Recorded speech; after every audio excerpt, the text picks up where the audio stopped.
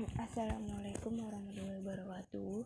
Perkenalkan, nama saya Nuriani dari kelas Fisika Dikci 2018 dari Universitas Negeri Medan. Nah, baik teman-teman sekalian, di sini saya akan menjelaskan laporan observasi perangkat pembelajaran pada SMA Negeri 1 Percut Setuan. Nah, pada pendahuluan ini bahwa perangkat pembelajaran merupakan segala sesuatu yang akan digunakan guru sebagai pedoman dalam melaksanakan pembelajaran. Guru berperan penting dalam pembelajaran di kelas.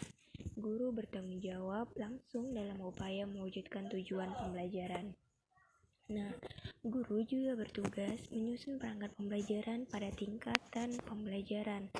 Nah, perangkat pembelajaran yang disusun oleh guru berfungsi untuk memudahkan guru dalam melaksanakan atau mengelola kegiatan pembelajaran yang ada di kelas. Nah, kemudian pada pembahasan kedua, di sini kita akan membahas informasi umum sekolah. Nah, di sini ada informasi umum sekolah, bagan organisasi SMA Negeri 1 Percut Setuan. Tahun ajaran 2020-2021. Nah, sekolah SMA Negeri 1 Percut Setuan ini berada di Jalan Irian Barat, nomor 37 Sampali, berdiri tahun 1983 dengan luas tanah 2 hektar. Nah, yang selanjutnya itu sumber daya manusia yang ada di sekolah. Yang pertama itu sumber daya bukan manusia yang meliputi program sekolah seperti kurikulum. Yang kedua itu sumber daya manusia yang meliputi kepala sekolah, guru, staf, tenaga pendidik lainnya, siswa, orang tua siswa, dan masyarakat yang memiliki kepedulian kepada sekolah. Nah, yang ketiga itu sumber daya fisik yang meliputi bangunan, ruangan, peralatan, alat peraga pendidik, dan penampilan fisik sekolah. Kemudian yang keempat itu ada sumber daya keuangan yang meliputi keseluruhan dana pengolahan sekolah baik yang diterima dari pemerintah maupun masyarakat. Nah, selanjutnya sarana dan prasarana yang ada di sekolah SMA Negeri 1 Percut Setuan. Yang pertama itu terdapat gedung, kantor pool AC, masjid, lab komputer, lab bahasa, lab praktikum IPA dan biologi, ruang pertemuan Haji Anip, perpustakaan, kantin, klub sepak bola dan paskibra, dan pertanian atau tempat pembibitan. Nah, prestasi yang pernah diraih sekolah itu ada 2. Yang pertama itu akademik. Di dalam bidang akademik terdapat 78 siswa lulus di berbagai PTN melalui jalur SNPTN. Nah, yang kedua itu juara 3 lomba guru berprestasi, juara 1 lomba kepala sekolah berwawasan lingkungan, dan banyak lagi yang lainnya. Kemudian, pada bagian kedua itu adalah non-akademik, di mana pada bagian non-akademik ini terdapat juara 1 paskibra parade kebangsaan, dan juara 2 futsal Piala Himma DS Kota Medan, dan juara 2 lomba gerak jalan beregu putri tingkat SMA. Nah, kemudian pada bagian selanjutnya kita akan menjelaskan hasil pengamatan. Nah, pada hasil pengamatan perangkat pembelajaran yang pertama itu adalah kalender pendidikan. Nah, pada kalender pendidikan SMA Negeri 1 Percut Setuan, pada mata pelajaran fisika dengan kondisi pembelajaran secara daring dikarenakan adanya proses sistem pelaksanaan perangkat pembelajaran, sehingga guru menggunakan kalender pendidikan tahun lalu. Nah, untuk kendala yang sering terjadi ialah di mana sering maju mundurnya sistem pelaksanaan pembelajaran yang disebabkan tidak efektifnya proses pembelajaran, dikarenakan proses daring yang sulit membangun komunikasi antar siswa dan guru. Nah, selanjutnya, solusi yang diberikan oleh guru fisika yang mengejar ketertinggalan dari proses pembelajaran dengan menjadwalkan apa yang telah diprogramkan sehingga kalender pendidikan dapat terpenuhi dan terlaksana dengan baik. Nah, selanjutnya itu pada pembuatan program tahunan. Nah, dengan berdasarkan kalender pendidikan yang memperhatikan kurikulum yang telah dianjurkan oleh pemerintah, yaitu kurikulum 2013. Nah, solusi program tahunan yang disampaikan ketika program tahunan pelaksanaannya tidak sesuai dengan yang telah diprogramkan.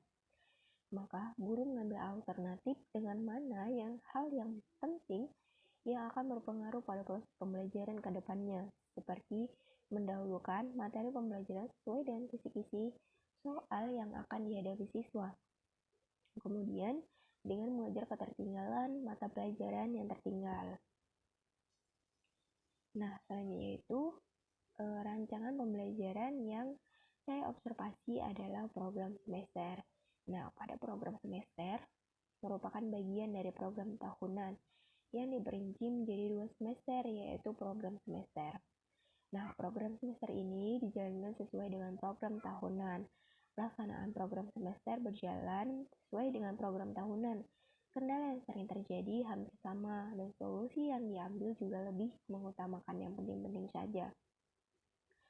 Nah, selanjutnya itu adalah rincian mingguan.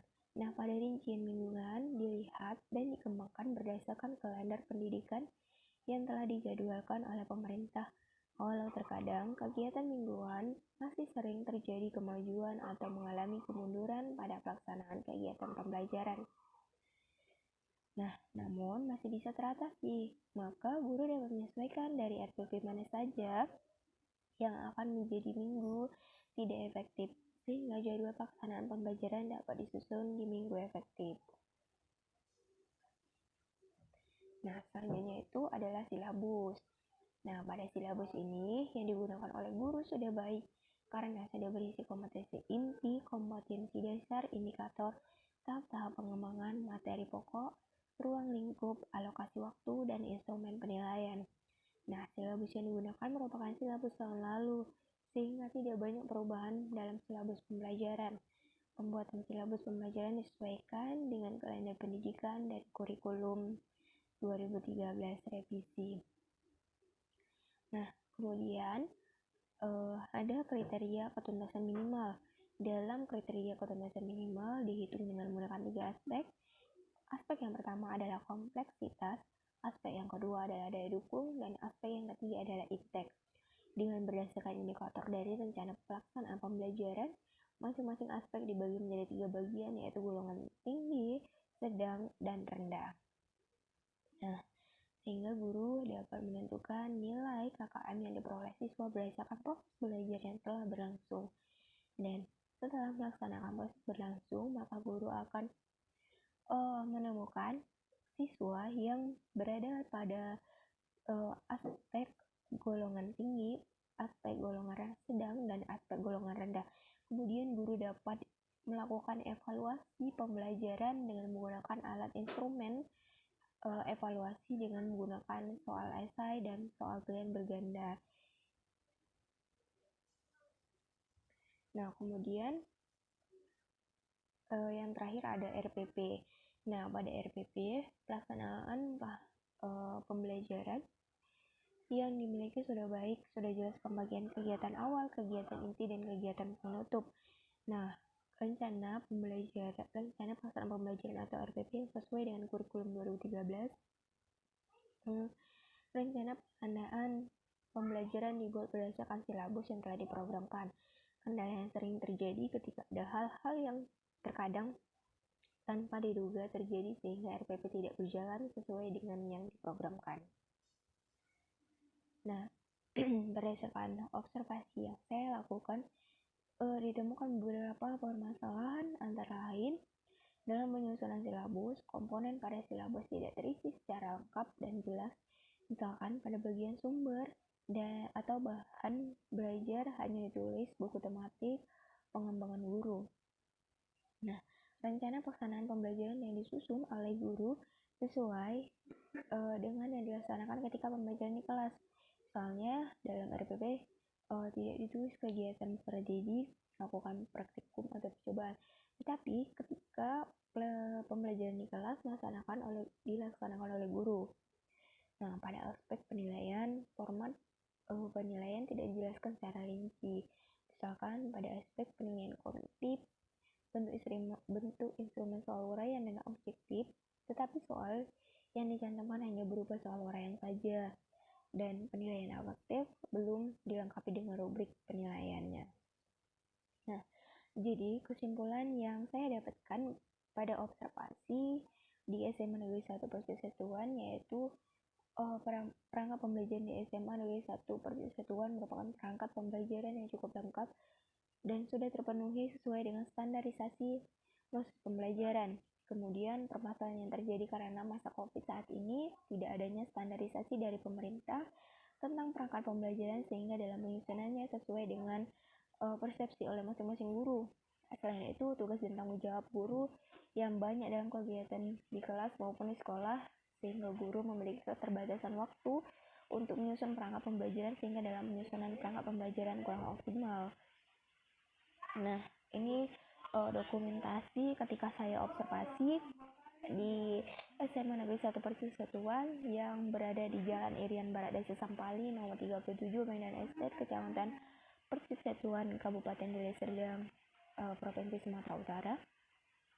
Dan yang saat ini kepala sekolahnya Bapak Mulyadi SPD dan guru fisikanya Ibu Evi Juliani SPD MSI, dan pelaksanaan observasi pada hari Senin 8 Maret 2021.